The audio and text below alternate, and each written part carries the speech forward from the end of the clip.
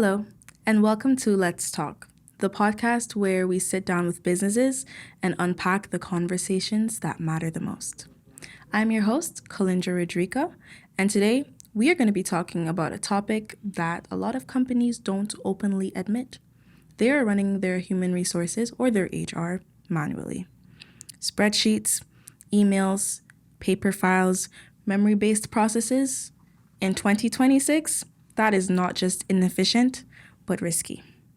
We'll explore how modern HR can be smarter, faster, and fully integrated. Today, I am joined by Amelia from HR Hub. Amelia, thank you so much for being here, and tell us a little bit about yourself. Thank you for having me. I'm excited to be part of this podcast. So my name's Amelia. I am part of the sales team at HR Hub. I am currently based in the Cayman Islands and I've been with the company around 2 years now. Okay, sounds fun. All right, let's start with something that's a little bit bold. Are there still large companies operating their HR manually?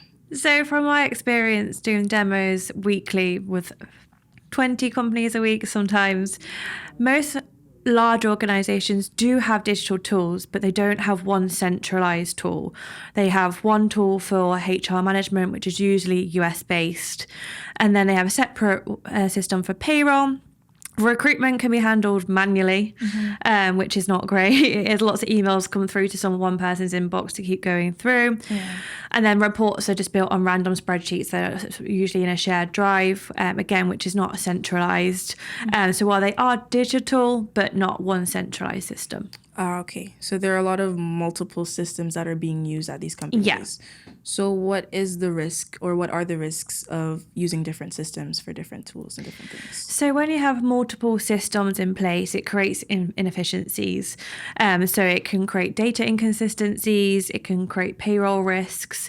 The HR team can have lots of different admin tasks that can take a lot of time consuming, rather than focus on those data-driven decisions for the company.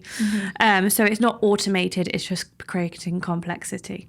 So that's kind of like trying to make a call with your phone and then using your laptop to email and then using your computer for something else, when you could do all of those things with one phone. Exactly that. Okay, so I'm assuming that the goal is for all the systems within the human resources team to be automated. What does true automation look like in the context of human resources at a business? So what this means is one login, one centralized data source, and one structured ecosystem. This means payroll pulls directly from approved leave, employee records update in real time, reports generate instantly, and recruitment feeds directly through into onboarding, creating that smooth process. This essentially means every module talks to each other, and that's fully integration. Okay, so everything can be done from one place. Yes. Okay, you can find everything there. If you mess it up, it's there. Everything is just right there. One login. Okay, cool. Okay, so if automation is safer and it makes the most sense and it seems to be effective and time-saving, why don't companies make the switch sooner? I think it's like every process. Change feels uncomfortable in every aspect in life, especially when it comes to HR. People get used to their processes, whether they're inefficient or not, and it's kind of, we've always done it this way, we don't want to change. So it's making sure we highlight that we're not complicating your life, it's modernizing it and making it more efficient in the long run. And this is by simplifying your processes, securing that data, and scaling your operations easily. Okay. So I'm assuming that if companies are to change their systems, all of these multiple systems that they have into one, they're not going to be by themselves doing this, that they're going to get some help. Exactly that. So we have a dedicated team for the onboarding process. So every client has an account manager, but they also have a project manager. So they deal with the technical side of things rather than the day-to-day tasks. So they know exactly what data they need from you. So from the start, you know exactly what you need to provide, and that onboard process, it goes smoothly as possible. Okay, so this sounds like you have migrated clients from other systems into this one. Yes. So it ranges. So we've had smaller companies that have come from completely manual processes, so just Excel or even paper, which you'll be surprised, wow. Paper applications. Yeah. And then we've gone from bigger companies that have come from international platforms, and then those medium-sized companies that kind of come from a mix of both. They have one system in place that doesn't work effectively, and they also still use manual, like Excel or just email applications, WhatsApp group chats. We don't want WhatsApp group chats anymore. So it's moving away from that. Yeah, there are a lot of WhatsApp group chats that are being hacked. Yes. Like, especially in this day and age. Exactly. You need to be secure. Yep. Okay. So you mentioned that a lot of different companies have different transition processes because the nature of those businesses are essentially different. How many companies are currently using HR Hub? Great question. So I've actually been with the company since the start. So HR was actually only 2 years old, and the growth we've seen in the last 2 years has been amazing. So we currently have over 50 clients on board within the local region, but also worldwide. And we've recently onboarded a government client that has over 5,000 employees. So that's been a great achievement. And we're currently in the initial phase of rollout for that. Yeah, it sounds like you are a baby, but you're doing a lot. Yeah. You know, Jamaicans would say a little but you tell her, like, you know, it's a lot going on.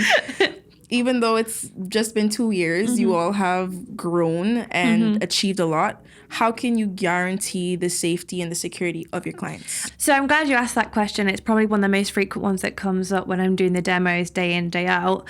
So HR Hub is developed and managed under ISO aligned security and data privacy frameworks. I always have to remember that. That means our infrastructure, internal processes, access controls, and data governance are recognised by the compliance standards globally. Okay. That makes a lot of sense. So is there any concerns with using multiple systems? Yeah, so those companies that do have multiple channels, so they have one system for payroll, they have one system for HR, they have data sheets, Excel sheets, and multiple shared drives, they're using email threads. That increases that surface level for the attack possibility. So using that one centralized, secure HR system is very key. Okay, thank you. So what reassurance can you give to business leaders who are listening in and probably interested in using HR Hub? So HR Hub can ensure that employee data is secure not just at a local but at a global standard. We can ensure that access is controlled and their data is always encrypted. And finally, it's always operated by a team working within certified security processes. Okay, thank you so much. Amelia, you are very knowledgeable and seem to be an expert at human resources and this project, HR Hub. Where do you think HR is heading in the next few years? So obviously, as part of the sales team, I want it to grow not just in the local region, but also internationally, as we are currently, but a little bit further, it would be great. But also as a platform, we are aiming to be fully automated. We are going to be introducing AI, so processes and reports to be done within a click of a button, even from voice command.